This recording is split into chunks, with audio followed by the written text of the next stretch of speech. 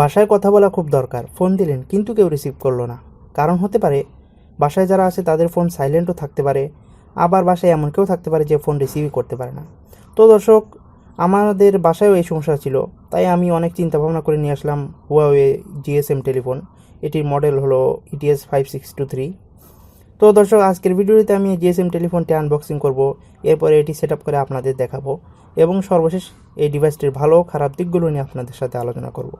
তাহলে দর্শক, ভিডিওটির প্রথম থেকে শেষ পর্যন্ত আমাদের সঙ্গেই থাকবেন। আর আজকে আপনাদের সাথে আছে আমি Mohammad Rakib from tech lab BD.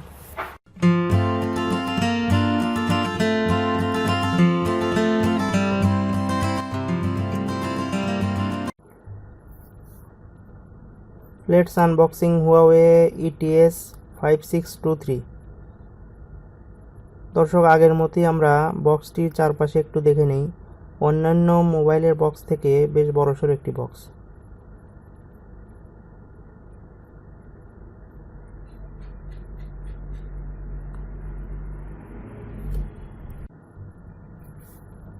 দর্শক, বক্স খুললেই প্রথমেই পাবেন একটি রিচার্জেবল 3000 mAh ব্যাটারি। তবে এটি লিথিয়াম পলিমার নাকি লিথিয়াম আয়ন সে বিষয়ে কোনো তথ্য নেই।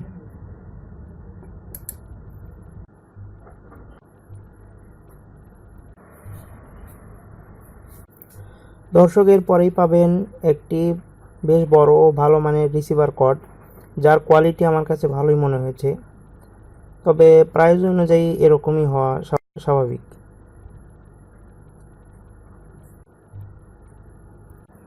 দর্শকের পরে বক্সে পাবেন একটি ইউজার গাইড, যা পুরো চাইনিজ ভাষায় লেখা, তাই এর একটি অক্ষর পড়ার মতো কোনো ক্ষমতা আমার নাই, যেহেতু এটি ইংলিশে লেখা নয়। এরপরে বক্সে পাবেন একটি চার্জার, যার কোয়ালিটি নিয়ে আমি বেশ চিন্তিত। কারণ দর্শক, নিয়ম অনুযায়ী আমাকে 24 আওয়ার্স এটি কারেন্টের সাথে কানেক্ট করে রাখতে হবে। আর যদি আমি 24 আওয়ার্স এটি কানেক্ট করি তাহলে এটাকে অবশ্যই ভালো মানে হতে হবে। তবে এটি অনেকটা চিপ কোয়ালিটির মনে হচ্ছে, তাই দর্শক চার্জারটি নিয়ে আমি বেশ চিন্তিত। আর দর্শক, চার্জারটির আউটপুট হলো 12 ভোল্ট 1 অ্যাম্পিয়ার।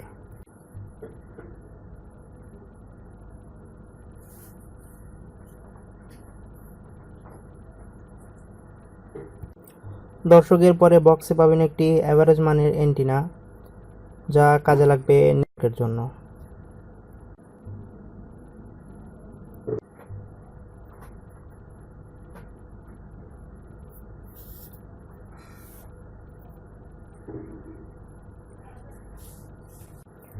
দর্শকের পরে বক্সে পাবেন একটি হোয়াইট কালারের লাইট ওয়েট একটি রিসিভার। দর্শক, রিসিভারটি বেশ ভালো মানের হলেও ওয়েটটা খুব লাইট রেখেছে।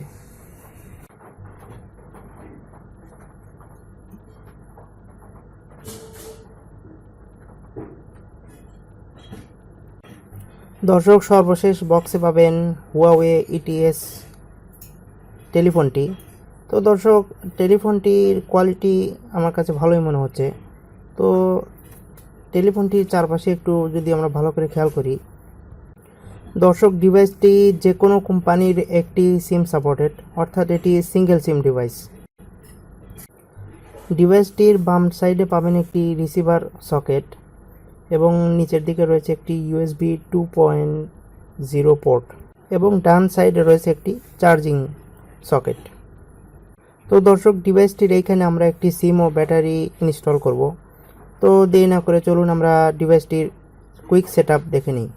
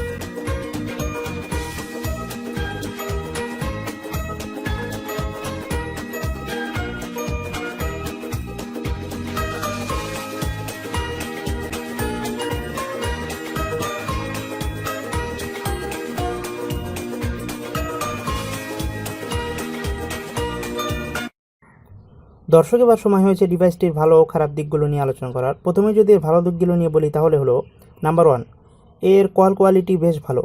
নাম্বার 2, রিসিভারের গ্রিপ ভালো হওয়ায় ধরতে কোনো অসুবিধা হয় না। নাম্বার 3, ডেডিকেটেড 5টি ইজি কি রয়েছে যার মাধ্যমে আপনি একটি প্রেসেই কল করতে পারবেন। নাম্বার 4, এর লাউড স্পিকারের কোয়ালিটিও বেশ ভালো। তো দর্শক, চলুন এবার ডিভাইসটির খারাপ দিকগুলো নিয়ে আলোচনা করি। নাম্বার 1, এর কোনো কি লাইট আপ হয় না, তাই দর্শক অন্ধকার হতে সাবধান, কারণ অন্ধকারে আপনি এটি ব্যবহার করতে অনেক সুবিধা পোহাতে হতে পারে। নাম্বার 2, ব্যাটারি ব্যাকআপ মোটেও ভালো না।